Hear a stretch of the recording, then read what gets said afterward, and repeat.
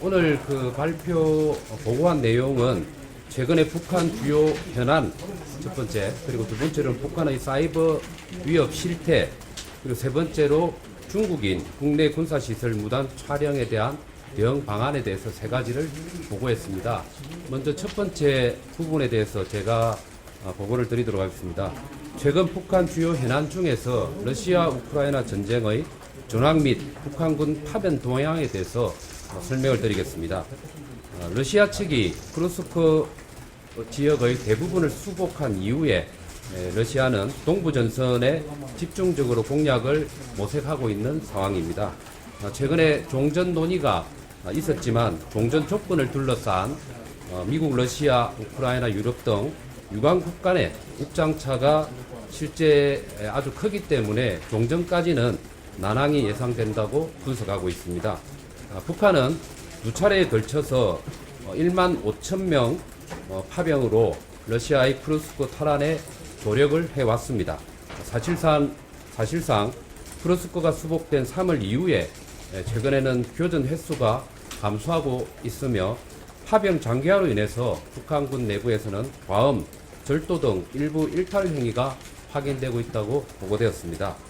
현재까지 북한 파병군 사상자는 600여 명의 사망자를 포함해서 4,700여 명으로 추산이 되고 있습니다. 이 중 일부 2,000여 명은 1월부터 3월까지 항공기와 열차편으로 북한에 송환되어서 북한의 평양 등지에서 현재 격리 수용 중인 것으로 확인되고 있다고 합니다.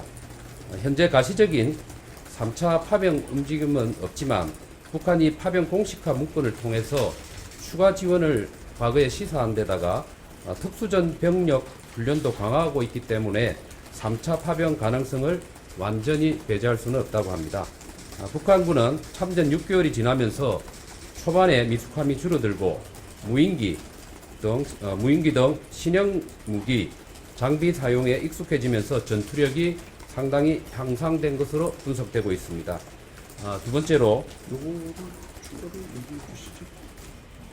그리고 추가로 북한군 사망자들이 있습니다. 전사자들의 경우는 크루스크 현지에서 화장을 한 이후에 이송한 것으로 파악이 되고 있습니다.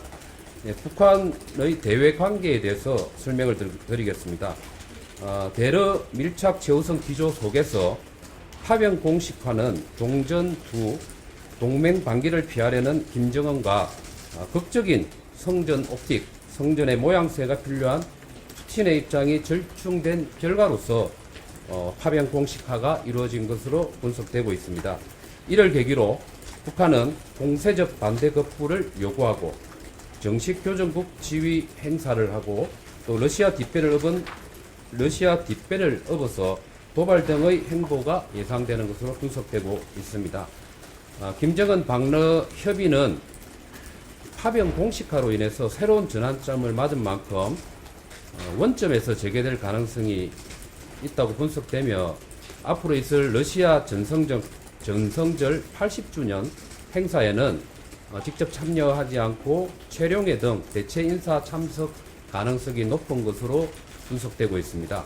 미국에게는 최강경 대응 전략 아래 태도 전환 지속 압박이 이루어질 것으로 보고 있습니다. 핵 능력을 시위하는 가운데 4월 9일 김여정을 통해서 핵 보유국 지위 불변 그리고 비핵화 불가, 군축 협상이 유일한 해법이라는 등의 총정리 성격의 입장을 공개했었습니다. 현재까지 아직 구체적인 접촉 동향은 확인되지 않고 있습니다만 북한이 트럼프 비난만은 자제 중이고 트럼프도 유화 메시지를 발신하고 있기 때문에 북미 간의 회동은 전격적인 성사 가능성도 배제할 수 없기 때문에 국정원은 예의주시하고 있는 상황입니다. 북한의 중국과의 관계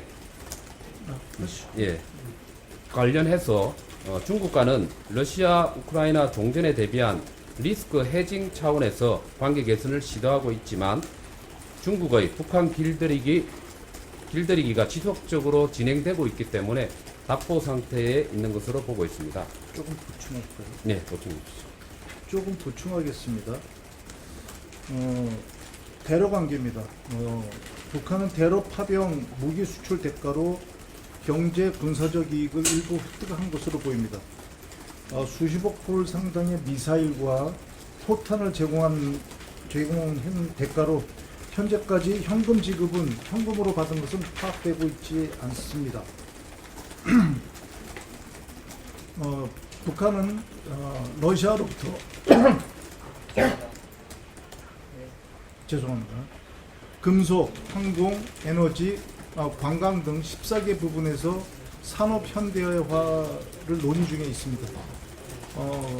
이와 관련해서 러시아에 북한 노동자 1만 5천 명 정도가 송출된 것으로 추정하고 있습니다. 군사적으로는 정찰위성, 발사궤, 기술 자문, 무인기 실물, 전자전 장비, 대공 미사일 SA-22 등 이런 것을 갖다 제공받는 거로 파악하고 있습니다. 네, 계속해서 군사적인 동향과 관련한 보고를 드리겠습니다. 영변 재처리 시설에서 무기급 플루토늄 생산을 계속하면서 김정은이 결심할 경우는 언제라도 핵실험이 가능하도록 풍계리 갱도를 관리 중에 있습니다. 그리고 핵 잠수함 건조 사실도 3월에 공개했고 5,000톤급 구축함 진수도 4월을 통해서 이루어졌습니다. 또한 핵 선제 공격 및 제2의 공격, 핵 보복 능력 강화에도 집중하는 양상으로 분석되고 있습니다. 다만 핵 잠수함은 핵심 장비, 기술 확보가 구축함은 통합 운용 시스템 구축이 관건이기 때문에 러시아의 조력 없이 단기간 내에 전력화는 어려울 것으로 보고 있습니다. 또한 현대전 경험을 우리식으로 소화하라는 김정은 지시를 반영시켜 정찰 자폭형 무인기 그리고 조기 경보기 개발과 항공전력 확충에 매진하고 있는 양상입니다. 끝으로 제가 보고드릴 부분은 김정은 동정 및 내부 동향에 대해서 설명을 드리겠습니다. 김정은은 건강 이상 징후 없이 군주의 국방 민생 행보를 전개하고 있습니다. 양대 정치 행사인 당 창건 80주년 그리고 9차 당대 준비를 위한 성과 창출과 대러시아 반기 우려 해소 및 트럼프 2기 정부 대응에 부심하고 있는 상황입니다. 고위 간부 기강 잡기에 이어서 당 비서국 회의 그리고 인민반장 회의 등 이례적인 정치 행사를 기획하여 정책 추진 동력 확보를 도모하고 있습니다. 최근 언론에 나왔던 조영은 조직 비서가 50여일간 변신한 것으로 알려지고 있고 4개월째 잠적 중인 리일환 선전 비서도 유사하게 처분 상태인 것으로 관측되고 있습니다. 그러나 또 한편으로는 무리한 지방 건설, 군수 생산 광행으로 전력, 원자재, 자금 부족이 심각하기 때문에 민생과 직결된 환율, 물가 불안이 지속되고 있습니다. 여기에 각종 동원과 상납금 부담으로 주민들 사이에서는 가혹한 동원으로 피골이 강접한다. 또 부모, 조부보다 형편이 없다는 불만이 팽배하다고 합니다. 한편 한동안 모습을 감추었던 김주애는 4월 들어 김정은의 역점 사업 현장 방문을 연거푸 수행하면서 국외 구축 분위기를 다져가고 있는 양상입니다. 끝으로 이와 관련된 북한의 전망은 북한은 양대 정치 행사 준비에 박차를 가하면서 파병 공식화로 더욱 탄탄해진 러시아의 뒷배를 발판으로 삼아서 공세적인 대외 행보에 나설 것으로 예견되고 있습니다. 국정원은 북한의 파병 공식화 이후에 러시아 반대 급부 및 3차 파병, 러시아 종전협상 개입 시도, 그리고 내부 주민 여론을 면밀히 주시하겠다고 보고를 했습니다.